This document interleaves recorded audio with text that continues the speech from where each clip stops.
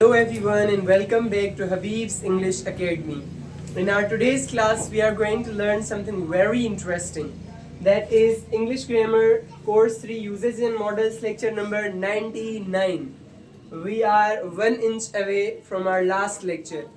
ये lecture number 99 है और यूजेजेस और मॉडल्स यहाँ पर होते हैं ख़त्म और ये इस क्लास का सफ़र और इस कोर्स की जर्नी यहाँ पर होगी ख़त्म। और जैसा कि मैंने इसकी शुरुआत में प्रॉमिस किया था आपसे कि अगर आप ये वाला कोर्स कंप्लीट कर जाते हैं और इसको अच्छे तरीके से प्रैक्टिस भी करते हैं, इसके सेंटेंसेस भी बनाते हैं, एक्सरसाइजेस भी सोल्व करते हैं और पूरे लेक्चर्स को फंटास्टिक तरीके से सीखते हैं, तो आपकी इंग्लिश ग्रामर, इंग्लिश स्पीकिंग 70% तक बेहतरीन हो जाएगी अगर आप रेगुलर प्रैक्टिस करते हैं। 70% आपको कोई भी ट्रांसलेशन में मसला नहीं आएगा अगर आपने यहाँ तक सब कुछ सीख लिया है। ओके, तो आज का हमारा लास्ट वाला जो लेक्चर है यूजेस एंड मॉडल्स का, वो है आल और एवरी के बारे में। फर्स्ट कोर्स नंबर 1 था रूडिमेंट्स, कोर्स नंबर 2 था टेंसेस और कोर्स नंबर 3 है यूजेज एंड मॉडल्स का कोर्स। और इसके बाद आपकी इंग्लिश हो जाएगी 70% परफेक्ट।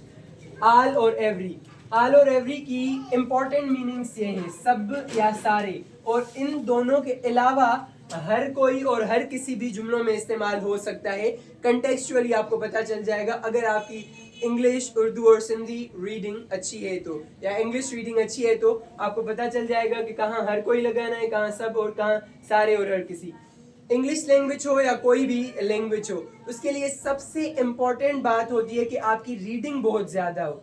जितनी ज़्यादा आप रीडिंग करेंगे, जितनी अच्छी वाफर मिकदार में आपकी रीडिंग होगी, उतनी आपकी लैंग्वेज इम्प्रूव होगी। तो अगर आप चाहते हैं कि मेरी स्पीकिंग इम्प्रूव हो और आप सोच रहे हैं कि मेरी स्पीकिंग इम्प्रूव क्यों नहीं हो रही, वो सिर्फ इसीलिए नहीं हो रही क्योंकि आप रीडिंग ज़्यादा नहीं करते हैं। Now moving on towards our main thing, जो आल और एवरी है, दोनों का मतलब तो हर कोई या सब या सारे या हर किसी है, पर इनमें चेंजिंग होती है। क्या चेंजिंग है कि ये प्लूरल होता है, वर्ब भी प्लूरल, नाउन भी प्लूरल, प्रोनाउन भी प्लूरल इसके साथ इस्तेमाल होता है आल के साथ। और ये एवरी जो है इसका भी मतलब सेम है, पर नाउन भी प्लूरल होता है इसमें अगर कोई बाद में आ रहा है, और प्रोनाउन भी इसके साथ प्लूरल होता है, वर्ब भी प्लूरल होता है, वर्ब भी सिंगुलर होता है। अभी इसके एग्जांपल्स हम देखते हैं। पहले नंबर पर एक हमारे पास उर्दू में सेंटेंस है, उसे हमने एवरी में भी किया है और आल में भी, दोनों तरीकों में करके दिखाया है। और आप भी जब अपने 15 सेंटेंसेस की प्रैक्टिस करेंगे तो उनमें आप एक उर्दू जुमला बनाएंगे और फिर उसे इंग्लिश में जब ट्रांसलेट करेंगे तो आल में भी करेंगे और एवरी में भी, ताकि आप में फ़र्क वाजे हो जाएगा कि आल किस तरह से होता है और एवरी कैसे चेंज होता है। ठीक है, पहला एग्जाम्पल है हमारे पास, everyone is good person who is here, all are good people who are here। सब अच्छे लोग हैं जो यहाँ हैं, सब अच्छे लोग हैं जो यहाँ हैं। इसमें अगर everyone में किया है तो is आ रहा है, is सिंगुलर है और are प्लूरल होता है। everyone is good person, person singular है और people प्लूरल है। who वैसे ही होता है और फिर से is है, is सिंगुलर है और are प्लूरल है।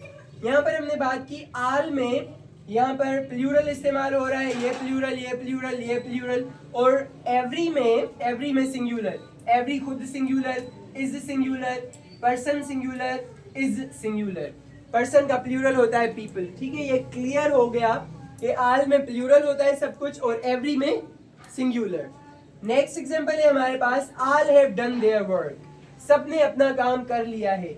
Everyone has done his work, सब ने अपना काम कर लिया है। उर्दू में सेम ही होगा, इंग्लिश में हम दो तरीकों से ऐसे कर सकते हैं। आल के साथ हमने हैव लगाया जो कि प्लूरल है, और एवरीवन के साथ हमने हैज लगाया जो है सिंगुलर। ठीक है, आल हैव डन देयर वर्क, यहाँ पर देयर प्लूरल है और हिज सिंगुलर है। अभी यहाँ पर हमारे माइंड में एक सवाल उठता है कि एवरीवन के साथ हमने हिज कैसे लगाया। एवरीवन तो सारी गर्ल्स भी हो सकती हैं, तो हिज कैसे लगाया? वो डिपेंड करता है कि आप किसके बारे में बोल रहे हैं, आपका कंटेक्स्ट क्या है। फॉर एन एग्जांपल, यहाँ पर सारे लड़के बैठे हुए हैं तो हम कहेंगे everyone has done his work. अगर हम कहें यहाँ पर सारी लड़कियां बैठी हुई हैं तो हम कहेंगे everyone has done her work, हर किसी ने अपना काम कर लिया है, हर किसी ने अपना काम कर लिया है। अगर हम ये कहें कि बहुत सारे डॉग्स थे और डॉग्स स्पाइंग की जॉब कर रहे हैं, जासूसी कर रहे हैं, तो हम क्या बोलेंगे? एवरीवन यूजुअली ये इस्तेमाल नहीं होता एवरीवन एनिमल्स के साथ, पर हम कहेंगे everyone has done its work, हर किसी ने अपना काम कर लिया है, अगर एनिमल्स के लिए इस्तेमाल किया जाए। ठीक है, एक और खूबसूरत एग्जांपल हमारे पास सामने है, all work on time. Present indefinite tense में सब वक्त पर काम करते हैं, all work on time, everyone works on time. यहाँ पर प्रेजेंट इंडेफिनिट टेंस में हमें पता है कि सिंगुलर के साथ SIS वर्ब में इस्तेमाल होता है, इसीलिए एवरीवन वर्क्स ऑन टाइम, सब वक्त पर काम करते हैं, सारे वक्त पर काम करते हैं। नेक्स्ट है हमारे पास example, all apologise for their mistakes.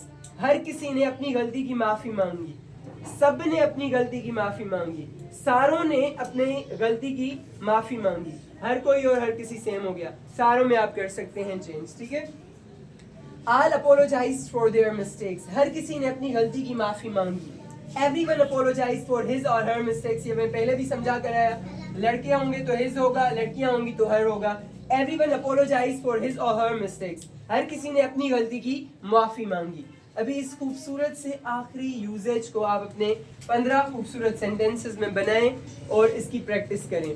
और यहाँ पर होता है हमारा सफ़र ख़त्म। इसके बाद एक लास्ट लेक्चर होगा, उस लेक्चर में मैं आपको समझाऊंगा कि इस पूरे की आपने किस तरह से प्रैक्टिस करनी है।